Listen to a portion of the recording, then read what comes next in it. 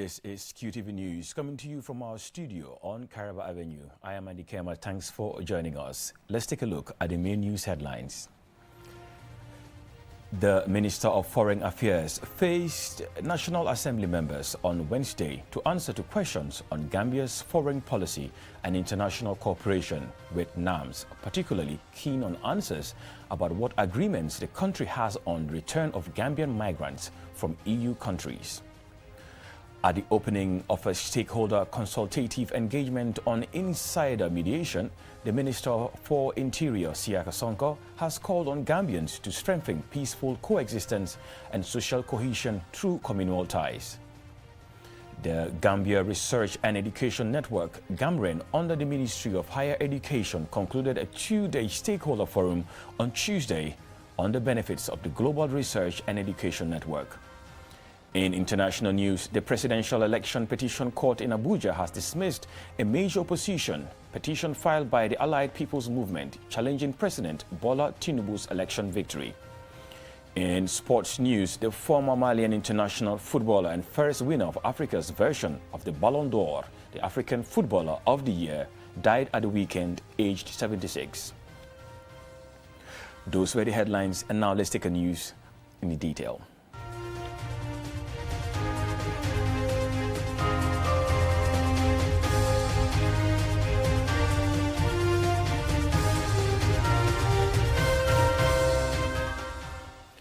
If you're just tuning in, this is QTV News. The Minister of Foreign Affairs faced National Assembly members on Wednesday to answer to questions on the Gambia's foreign policy, especially as Gambia's cooperation with the EU on migration, including the deportation of Gambian migrants, has also come under scrutiny. Momodu Lamin Choi reports. National Assembly members are performing their legislative oversight on the executive by asking questions on matters of public concern. The Minister of Foreign Affairs is the first to take questions from NAMS in the third ordinary session of this year.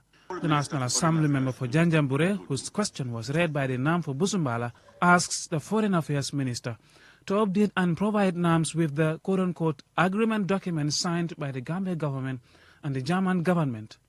Gambia's Foreign Minister, Dr. Mamadou Tangara, has this answer. I would like to clarify to this August Assembly that the Gambia government has not signed any bilateral agreement with the Federal Republic of Germany concerning any sector. Though the NAM for Janjanbureh's question was not specific to any sector, the subject of migration cooperation comes up in follow-up questions. Germany is a country from where hundreds of Gambian migrants have been deported back to the Gambia since 2018. Even in the absence of a bilateral agreement on migration with the Gambia, Germany is part of the European Union. In 2018, the EU and the Gambia agreed to cooperate for the return and readmission of Gambian migrants from Europe who have exhausted their asylum appeals. And that's part of a migration program when 2018, when the first time the European Union came to the Gambia following the change of government. So it was agreed upon in 2018. And it's between the Gambia and the European Union, not with the Federal Republic of Germany. The EU-Gambia cooperation on return and readmission of Gambian migrants is not an agreement, but an MOU, according to the Foreign Affairs Minister. What is crucial to report is that both the EU and the Gambia agreed to cooperate for the return of Gambian migrants who are illegally staying in Europe. The National Assembly member for Lower Fuladu West, Jibi Mbalo, has a follow-up question for the Foreign Affairs Minister. Who exactly signed the MOU that have caused a lot of Gambians coming back on deportation in 2018? It's easy to verify who was the minister in 2018. And besides, government is continuity. When you come, if it is signed by another person, you have to continue. The EU-Gambia MOU on the return and readmission of Gambian migrants from Europe was agreed on the 4th of May 2018. The Foreign Affairs Minister at that time was Usainu A.N.M. Dabo. However, widely quoted in media reports, Mr. Dabo has denied signing any agreement for deportation of Gambian migrants from Europe. QTV contacted the Council of the European Union requesting access to the good practice document, but the request was declined by the EU Council. However, in related documents seen by QTV from the Council of the European Union, dated 5th May 2021, they refer to the 4th of May 2018 Good Practice document and the refusal to disclose its contents, saying, quote, "Such a disclosure could put the third country authorities in a difficult position, which might result in the pressure from their societies against returns and readmissions, as already experienced by some countries, and could therefore decrease the willingness of the authorities of those countries to cooperate with the EU on return and readmission." End of quote. Mahmoud Lamin Choi, QTV News. The Minister for Interior, Siaka Sonko, has called on Gambians to strengthen peaceful coexistence and social cohesion through communal ties. He was speaking at the opening of a two-day stakeholder consultative engagement on insider mediation funded by the UNDP and the EU. Ansumane Sonyasi reports. Interior Minister Siaka Sonko commended the EU and UNDP for supporting this initiative and stressed the need to employ mechanisms such as insider mediation to prevent conflict, adding that it could play a crucial role in adequately addressing communal challenges. He also highlights how this 3-year insider mediation project will enhance the identification and coordination of local peace builders who may act as insider mediators in conflicts at the local, regional or national level. As the custodian of internal peace and security, I wish to assure you that the government of the Gambia, through my ministry, is committed to support and take the lead in peace-building initiatives, as well as harmonize and coordinate peace-building initiatives towards the achievement of the objectives of the National Development Plan and the United Nations SDG 16 and other conventions that the country is a party to. Corrado Pampaloni, the EU ambassador to the Gambia, and Nana Chinboa, UNDP resident coordinator, both highlight the need for national ownership of peace mediation networks, as it is key for conflict prevention, adding that it is an encouraging sign to see a range of government and civil society representatives participating in this two-day dialogue.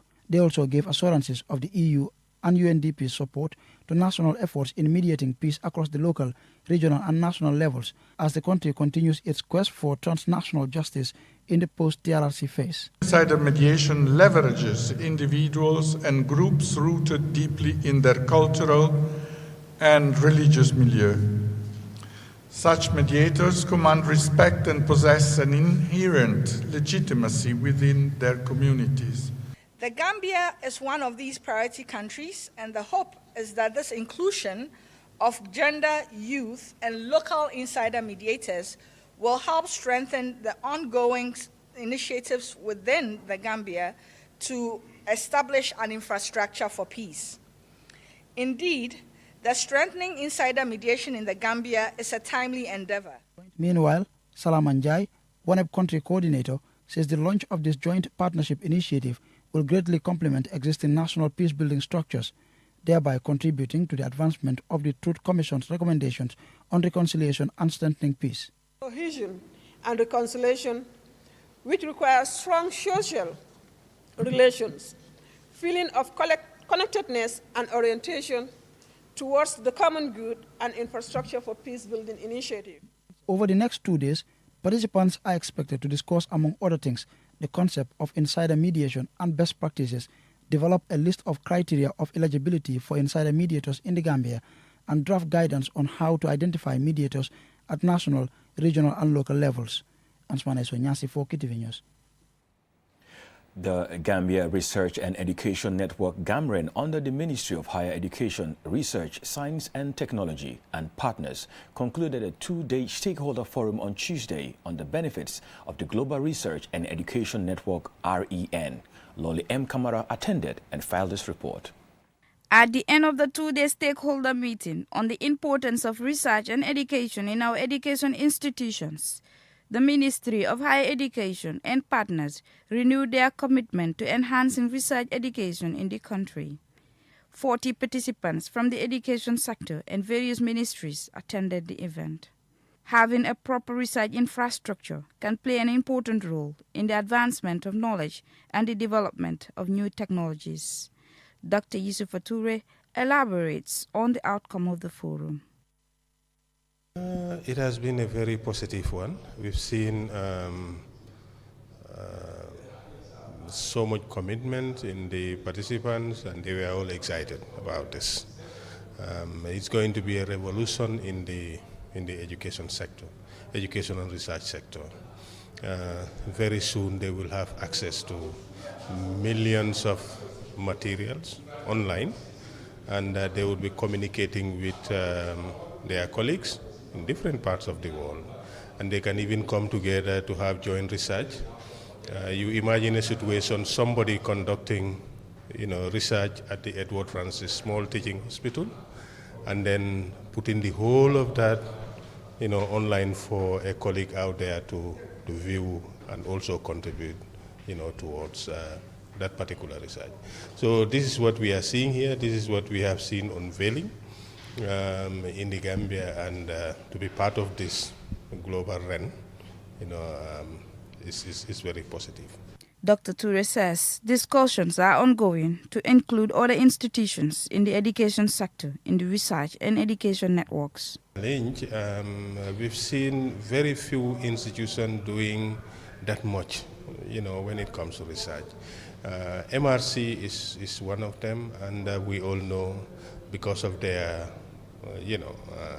their financial muscle and their capacity in other aspects, that is intellectual capacity. In the University of the Gambia, we've seen a lot of research coming out too, but at the academic level, especially with the lecturers, not much has been coming out from other institutions. This is what we want to build on. Also, development sectors in the Gambia, MDAs, must go into research. Kutubo Jaite, a participant from the University of the Gambia School of ICT, shared his experience of the workshop. Well, I believe this two-day workshop is very necessary and is timely, because it's now talking about bringing all the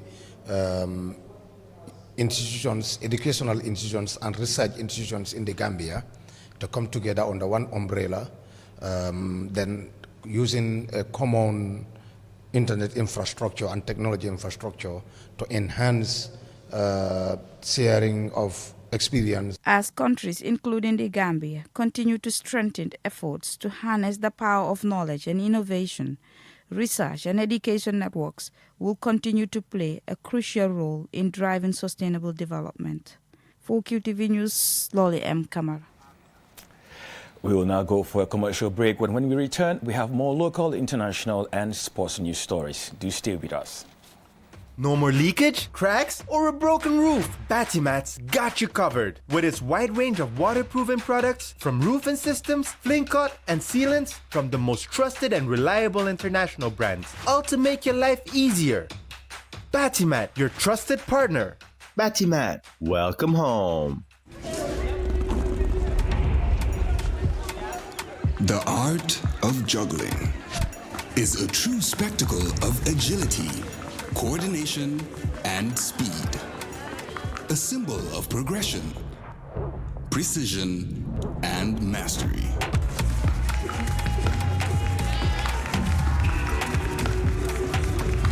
"5G Speed is like having the juggler in your pocket. With lightning-fast download and upload speeds, you'll easily be able to juggle even the busiest workdays. Whether you're a busy entrepreneur, a creative, or just someone who wants to stay connected. Juggle your tasks with ease with QCell 5G Speed. The future is here. It's fast, reliable, and efficient. First brought to you by QCell. We innovate, others follow.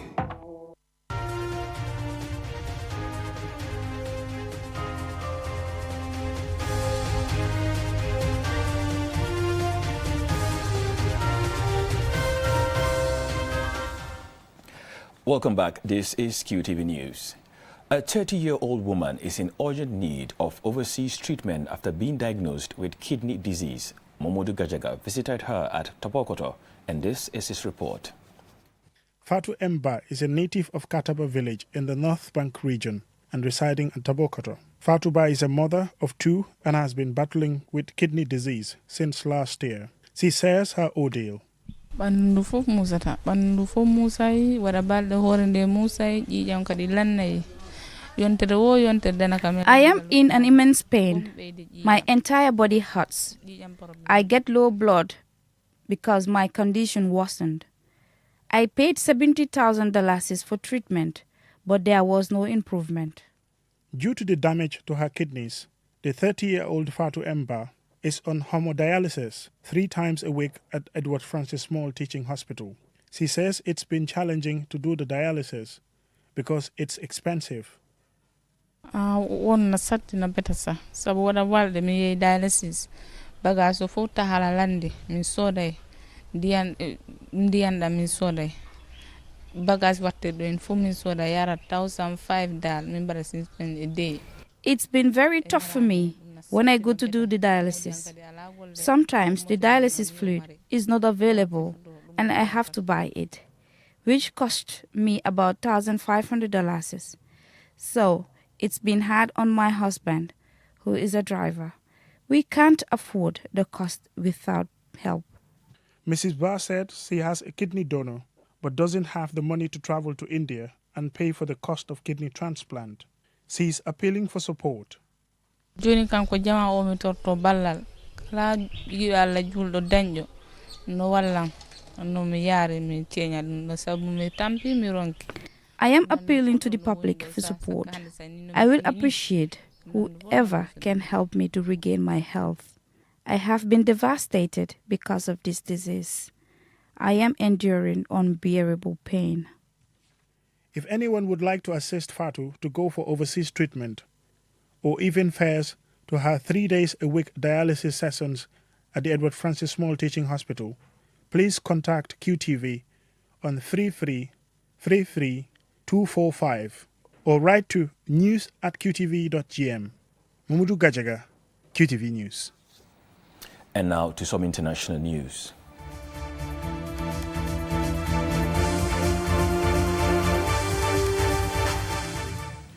The Presidential Election Petition Court in Abuja has dismissed an opposition petition filed by the Allied People's Movement, APM, challenging President Bola Tinubu's election victory after a highly contested poll. Julian Jai reports. The head of the 5-member panel, Haruna Samani, who delivered the judgment of the court, said the petition anchored on the alleged double nomination of Mr. Tinubu's running mate, Kashim Satima, as a vice presidential candidate and Bono Central Senator lacked merit. The case is one of the 3 cases that the court decided on. The other pending petitions were the ones filed by the leading opposition candidates, Atiku Abubakar of the People's Democratic Party, who came second in the last presidential election, and the Labour Party's Peter Obi, who came third. Judges dismissed all claims made by the Labour Party candidate Peter Obi, including fraud, charges the Electoral Authority broke the law, and allegations that Tinubu was not qualified to run. This petition is hereby declared unmeritorious, one of the judges said in the Abuja courtroom after more than 6 hours reading out their detailed judgment. The court was also set to read its judgment on the second major opposition claim, filed by People's Democratic Party candidate Atiku Abubakar. It lays out similar complaints against the February 25th election results, which Tinubu won by 37%. The 71-year-old took office at the end of May and has quickly introduced reforms the government says will help put Africa's largest economy back on track. To improve transparency, the Independent National Electoral Commission introduced biometric technology and IRIF, a central database for uploading results in real time. The electoral body acknowledged irregularities but dismissed claims the vote was not free and fair. However, critics say the technical problems and delays had allowed opportunities for vote manipulation. In 2 major lawsuits, the PDP and Labour called for the results to be nullified and for their candidates to be declared the winner, or for the court to order a rerun. They got none of what they asked for.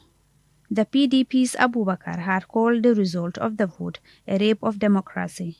The court ruling comes as Nigerians struggle with a rising cost of living after the government ended a fuel subsidy program that kept petrol prices low and also freed up the naira currency. President Tinubu gave a speech after the judgment in which he thanked the judiciary for their commitment to the rule of law. Challenges to elections now appear to be the norm around the world. In America, Donald Trump is still saying he won the last presidential election and had it stolen from him.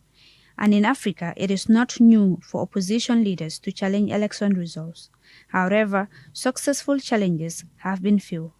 In Kenya in 2017, opposition leader Raila Odinga challenged the country's presidential election results in the Supreme Court and alleged the tally had involved criminality. The court ordered a rerun, which Uhuru Kenyatta won.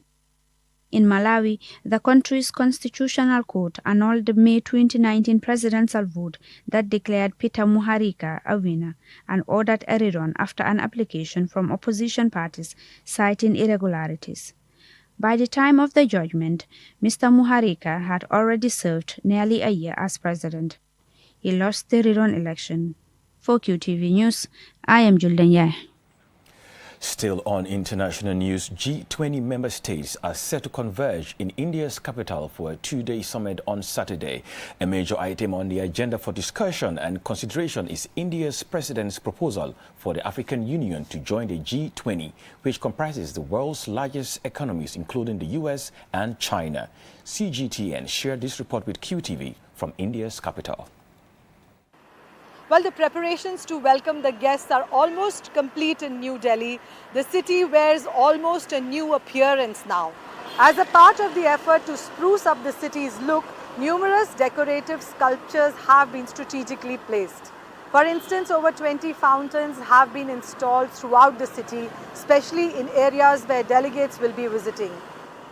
As the national capital gets ready to host its largest global event this week, various security measures have been implemented. Prior to the mega event, authorities have also imposed several restrictions. The central part of the city will be inaccessible to citizens starting from midnight on Thursday until Sunday evening. This area will be designated as a controlled zone where general traffic will not be permitted. Most dignitaries will begin arriving on Friday, while some delegations are already here. One of the prominent agenda items is the inclusion of the African Union as a member of the G20. Once granted membership, the status of the African Union will transition from an invited international organization to permanent status. At the moment, there is consensus on this matter as indicated by numerous ministerial level meetings and discussions held throughout the year. However, the outcome is still pending as the leaders will be discussing this issue on Saturday. Let's take a look at what's happening in the world of sports.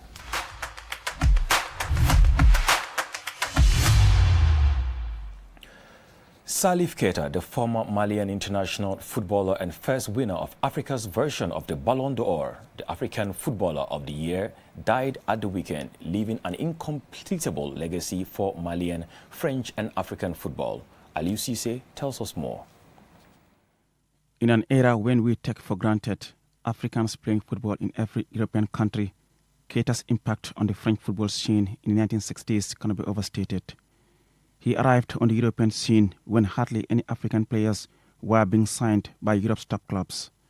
And yet, just a year after joining Saint-Etienne, at a time when the club were the top club in France, Keita, who died on Saturday aged 76, was celebrating a French league and a club double and seeing his nickname, the Black Panther, added to the club's new logo. This represented an amazing outcome for a man who famously had to make his way from a Paris airport to Saint-Etienne in a taxi, despite having no money after no one from the club turned up to greet the 20-year-old arriving in Europe for the first time. Keita's death is mourned in Mali and Africa as a sad moment for everyone. Keita achieved a lot for Mali and for future generations of African footballers. His remarkable achievements made European clubs sit up and take notice of the extraordinary football talent to be found across Africa. In his first 5 years at Saint-Etienne, he won 3 league titles, 2 French Cups, and his African award, scoring 140 goals in 185 games. Despite playing in an era when television coverage was minimal in contrast to today, many appreciated his crucial role, which has prompted a range of tributes, with DJ Drogba describing Keita as one of the greatest legends of African football. Meanwhile, Saint-Etienne wrote, the Black Panther is gone, taking a piece of our club with him. Keita's career began in his home city, where he shone so brightly for Real Bamako and stirred the Malian that he caught the eye of a Saint Etienne supporter in the country. He also had a 3-year spell with Sporting Lisbon, where he won the Portuguese Cup before he wound down his career with Boston's New England teammen, eventually retiring in 1980. During his time in the United States, he developed a friendship with Pele, who had also closed out his career in the North American Soccer League 2 years earlier. After a brief spell working for the Mali government, Keita ran his nation's football federation for 4 years between 2005 and 2009, but was most internationally celebrated when a film loosely based on his life, Le Ballon d'Or, in which he appeared, came out in 1994. Salif Keita's legacy is that he made the world look at African footballers in a different light, and today many are reaping the fruits of that. Reporting for QTV News, I am Aliou Cisse. Indeed, our African hero has fallen. May his soul rest in perfect peace. Before we end this bulletin, here's a recap of the headlines.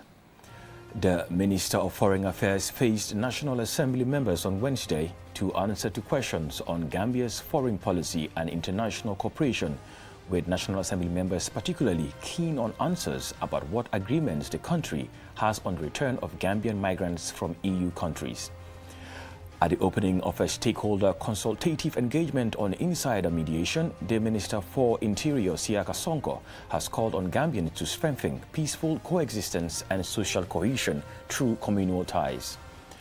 The Gambia Research and Education Network, GAMREN, under the Ministry of Higher Education, concluded a 2-day stakeholder forum on Tuesday on the benefits of the Global Research and Education Network. In international news, the presidential election petition court in Abuja has dismissed a major opposition petition filed by the Allied People's Movement challenging President Bola Tinubu's election victory. In sports news, the former Malian international footballer and first winner of Africa's version of the Ballon d'Or, the African Footballer of the Year, died at the weekend, aged 76. That's all we have for you in this bulletin, but don't forget to subscribe to our YouTube channel to stay updated on our latest program, and don't forget to follow us on social media and get interactive with us there at QTV Gambia. Thank you very much for watching, and join us at 10 p.m. for another news bulletin.